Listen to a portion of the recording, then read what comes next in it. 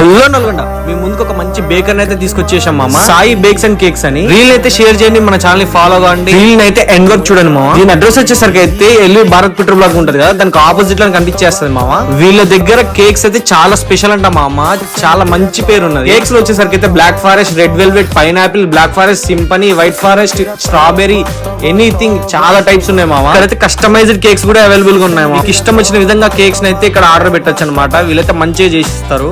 కొన్ని ఐటమ్స్ అయితే ట్రై చేసినాం మా, టేస్ట్ ఎలా ఉందో చూద్దాం. First egg puff and chicken puff అయితే ట్రై చేసినాం మా సాస్ తోటి. పర్లేదు, బానే ఉంది.